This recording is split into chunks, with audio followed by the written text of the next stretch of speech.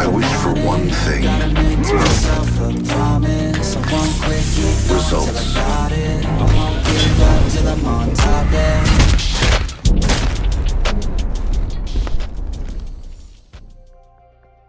Hey, what's up everybody? So I hope you are all well and starting this new year healthy and with a lot of energy. And following the release of the legendary grand finale, where I finish every single legendaries in the game after almost 3 years of hunt, I had a surprise from TikTok actually when one of the videos went viral. So it's quite positive to start this new year like that. And as some of you have been asking, and it can be a good second behind the scene / tutorial, I wanted to share with you a little bit how I work actually on those videos. So this is a quick example where I gathered a few finishers where I wear the same skin, which actually quite be cool for a future edit to only have the same caustic skin and only have the change on the test subjects. So regardless, I was rocking the Dark Cloud caustic for a while when it got released last July. So this is really a simple example, but it will give you the basic and understanding on how to proceed. So step 1, you're gonna gather all the files, and then you're gonna trim them to the exact beginning and ending of the finisher. So this is basically the only...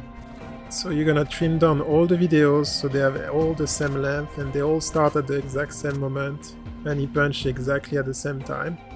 So here I'm using Final Cut Pro, but this can be easily done with any editing software. I used to work on VN before on my iPad. So we're gonna fast forward this diligent process. So when all the videos are trimmed down, starting at the exact moment where the finisher starts and ends, I usually take a point of reference in the video, for example the punch, to make sure that all the video are really properly on the exact same frame. So if you do a simple transition from one punch to another or things like that, it's not gonna be very important. But if you want to do like in what I call inner transitions, based with, like, for example, the music when he walks, then you need to be exactly sure that all the frames are exactly following each other. So I use the punch as a point of reference and make sure that all the video is exactly frame by frame, really well synchronized. And then when all those videos are synchronized, I stack them up. And then after it's just a matter of what video I want to use and at which moment. Also sometimes there is, like for example here, this annoying timing on the screen, so I will know that I can only use the second part of the finisher, and then I will have to use for the first intro a different video.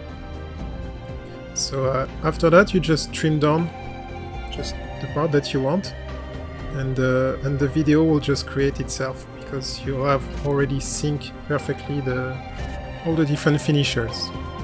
And if you only have 2 or 3 clips you want to connect together, of course you don't need to use this time-consuming process. You can just like simply do a basic cutting and then really adjust.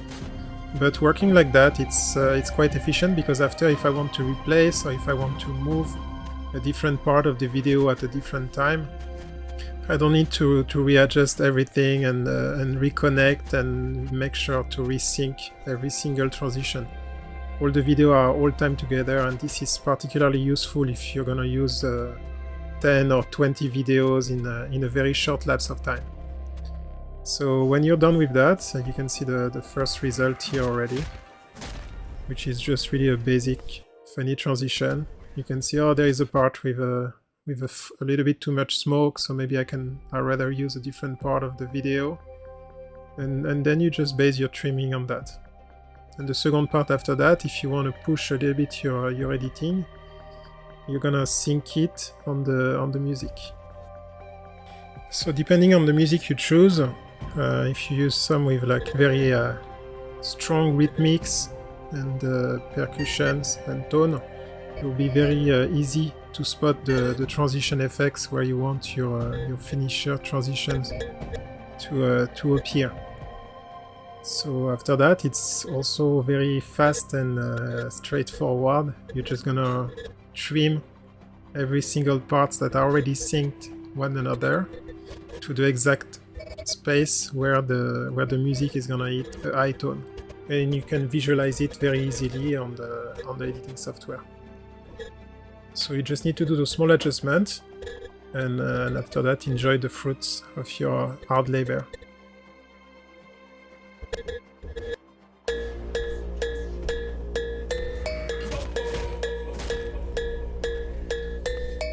So when you're familiar with those steps, trimming, stacking, and cutting, and you have a perfect synchronization between the transition, you can go to more ambitious projects.